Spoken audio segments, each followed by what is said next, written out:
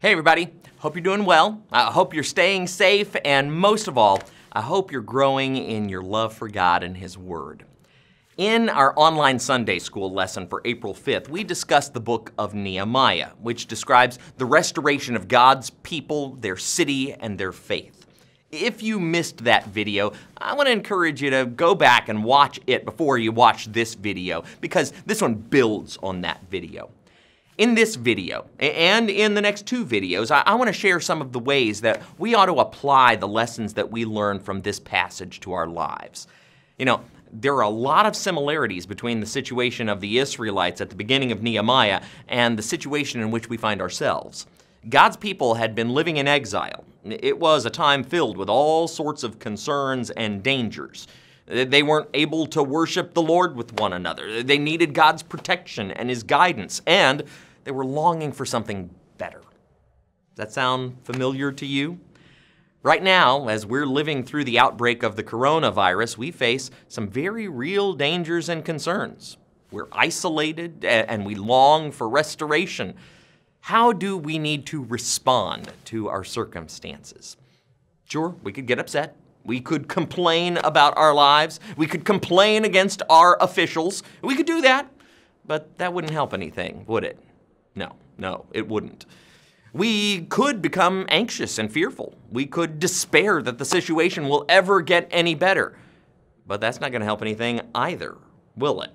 So how do we need to respond?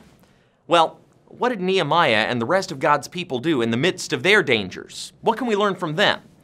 Well, we know that one of the things that they did was pray. When Nehemiah learned about the condition of Jerusalem's walls, he prayed. When the king of Persia asked Nehemiah what he needed, Nehemiah prayed. When the enemies of God's people threatened to attack Jerusalem, they prayed for God's protection. Prayer was one of the first responses to their concerns. So boys and girls, moms and dads, are you taking your concerns to the Lord right now? He wants you to turn to Him. He invites you to bring your requests to Him, and He stands ready to help you, just as He stood ready to help Nehemiah and his people. How else do we need to respond to our situation? Well, we also need to trust. We need to trust God to take care of us and to provide us with what we need. In each situation, when Nehemiah and his people prayed, they had to decide what they would do after they said amen.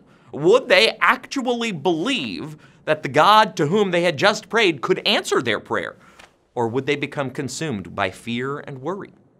Of course, you know what they did. They trusted. But I think a lot of us may not understand what trust looks like.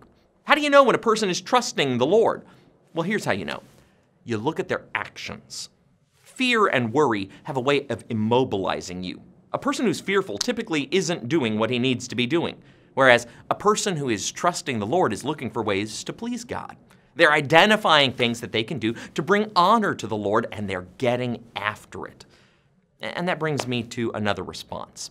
How should we respond to concerns and dangers? Well, just like Nehemiah and his people, we need to get busy accomplishing the mission. Nehemiah learned of a problem with Jerusalem's walls, and so what did he do? He told the king. The enemies of God's people mocked them and threatened to attack, so what did God's people do? They learned how to defend themselves, and they kept building the wall. All of these actions were designed to advance the mission that God had given them. And what is the mission that God's given to us? Well, He's called us to become more like Christ. Many of you have watched our online worship services. And this past Sunday, Pastor Vyers challenged all of us to make a list about the ways that God could use this situation for our spiritual good. Have you taken time to do that as a family? Making out a list like that will undoubtedly give you some ideas for steps that you need to take to become more like Christ. I want to suggest that one of the ways that you could do that is by looking for ways to serve your family. Kids, what are some things that you could do for your mom and dad? Could you do something that would be a blessing to them? Are there things around the house that need attention? Things that need to be cleaned or organized? What could you do to help them with that? There are a lot of lessons that we can learn from the book of Nehemiah that apply to our situation right now.